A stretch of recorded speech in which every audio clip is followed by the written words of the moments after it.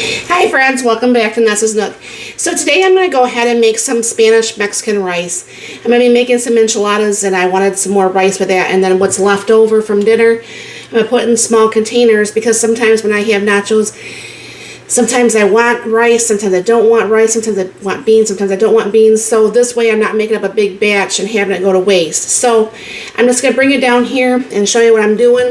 I started the pan on heat there, and I'm going to go ahead and throw in probably what would be about 1 to 2 tablespoons of oil, maybe a little bit more.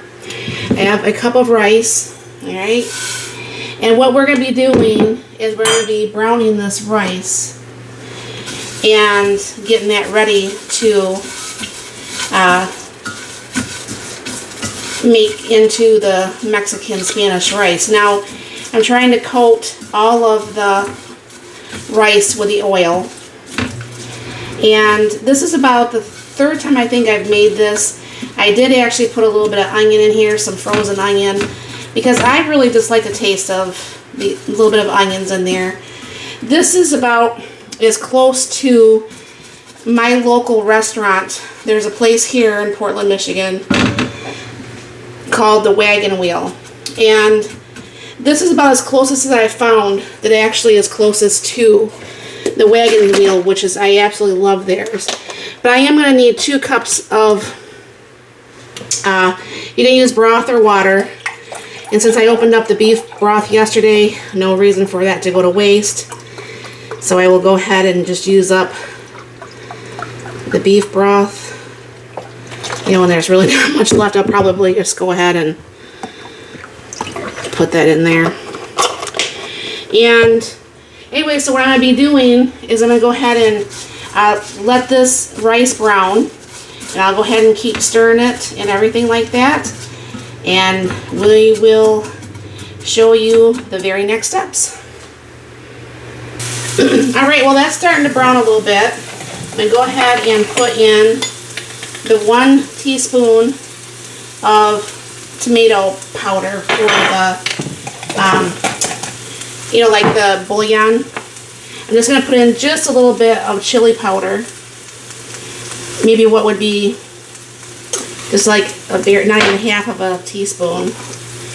And then, I don't know how you say it, cumin, that word there, which would be about a half a teaspoon. And I'm going to go ahead and add my garlic and onion powder together. Big mess on the stove. And then I'm going to go ahead and just add pepper. Because of the broth, I don't want to add salt because it's going to make things too salty.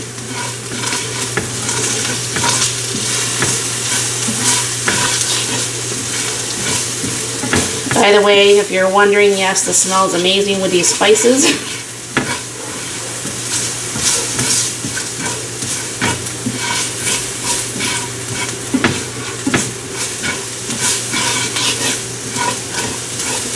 Go ahead and turn that down just a smidge. Now, I'm just going to pour a little bit of the broth in here at first because you know how that tends to just get everything, get everything off the bottom, all the spices and everything like that, so we can get this all mixed in here. Okay. I don't like all that steam coming up and like pretty much burning me. So what I'm going to do is get this stirred all in here. And then what we're going to do is when we get done with this, we're going to go ahead and put the lid on, bring this up to a slight boil.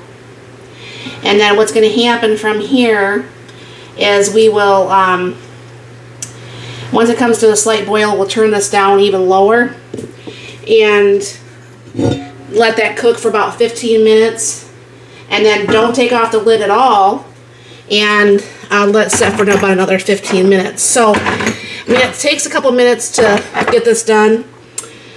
I know I was talking to my neighbor, and I invited her over for dinner, and she says, for someone who doesn't like to cook, because I really don't like to cook, honestly, but you have to eat. And when it comes to stuff like this, I don't know for sure if you've looked at the back of your Rice-A-Ronis or your Knorr or whoever brand of Spanish Mexican rice that you get. Now, I love Rice-A-Roni's Mexican rice. I mean, I think it's amazing. I think it tastes just great. However, take a look at the back of that. And it's not that I like to cook, but I already eat enough bad stuff as it is because I eat treats and I shouldn't be. But, if you sit there and you look at some of these ingredients, which is actually, a lot of them are illegal in other countries, they're putting them in our food. So when she says, oh, well, for someone that don't like to cook, you cook, and a lot of things by scratch, it's only because I do not like to put all the extra chemicals if I can avoid it. Now, eventually one of these days, I'll have more time on my hands. I'm going to be able to cook everything from scratch, including my own bread and everything, and that will be great. And, more time equals being able to do more things by hand. So I'll let this set here for a few. I won't open back up the lid or anything, and we'll just go ahead and let that set for a little bit.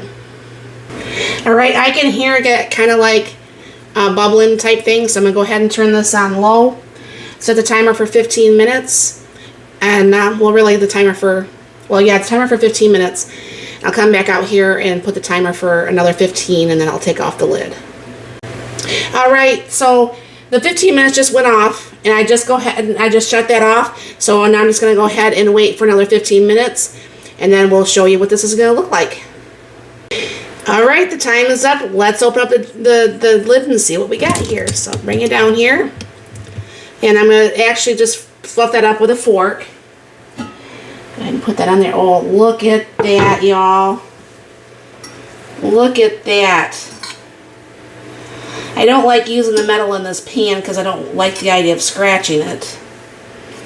But I don't have any plastic silverware down here.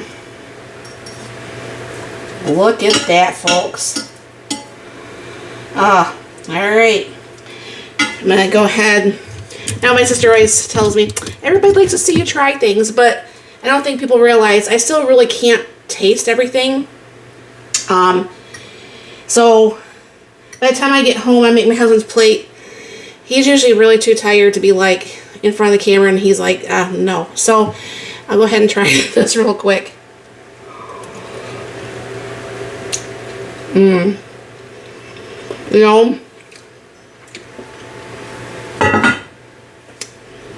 That one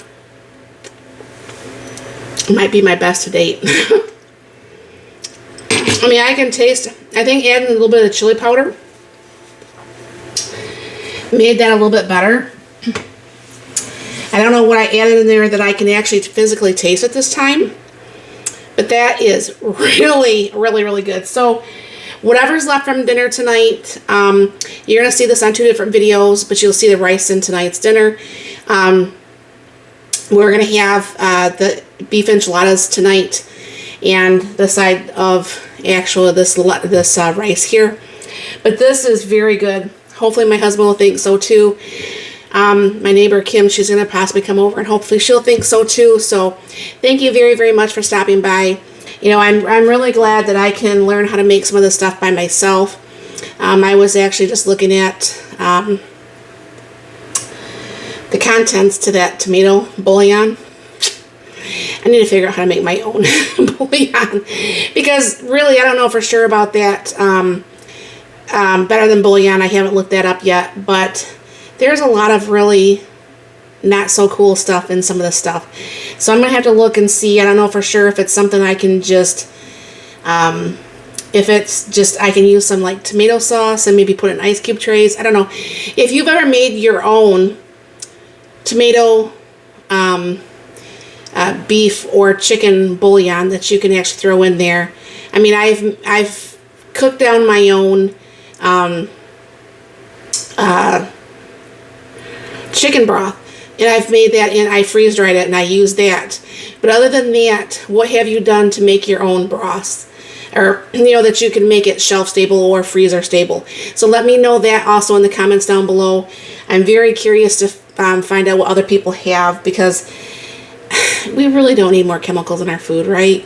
So anyways, thanks for stopping by. I hope you all have a very, very blessed and wonderful day.